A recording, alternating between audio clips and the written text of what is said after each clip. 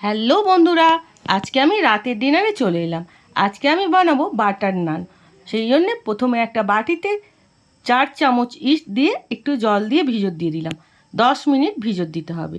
এবার এদিকে একটা সসপ্যানের মধ্যে জল গরম করতে দিয়েছি, তার মধ্যে দিয়েছি নুন আর চিনি। তারপর এইদিকে ময়দা নিয়ে নিয়েছি, ময়দার মধ্যে দিয়ে দিয়েছি ঘি। আর 10 মিনিট ইস্টটা রাখার পর যখন ফুলে গেছে তখন ময়দার মধ্যে দিয়ে দিলাম।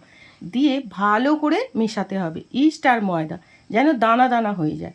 তারপর ফুটন্ত গরম জল ঢেলে ময়দাটাকে ভালোভাবে মাখবো, যেন মাখাটা যেন স্মুথলি হয়।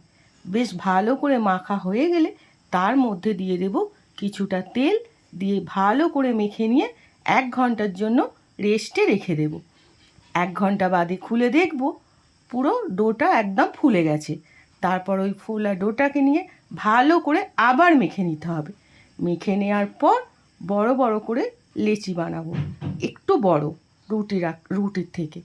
সেই লেচিটা নিয়ে এবার আমি বেলা শুরু করব। লেচির মধ্যে দিয়ে দেব কালো জিরে আর ধনে পাতা, দিয়ে একটা চ্যাপ্টা আকৃতির রুটি বানাবো।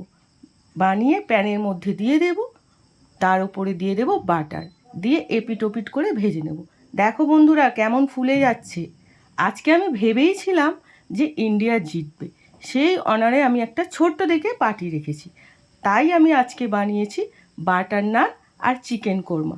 চিকেন কোরমা রেসিপিটা আমি পার্ট 2-এ দেখাবো। কেমন লাগছে বন্ধুরা বাটার নান? ভালো লাগলে কমেন্ট ও শেয়ার করে দিও, আর সাবস্ক্রাইব করতে ভুলবে না। আমি একটা ইউটিউবের চ্যানেল খুলেছি, মধুর রান্নাঘর, সেখানে অবশ্যই সাবস্ক্রাইব করে দেবেন। Tata, bye. হ্যাঁ, বাই।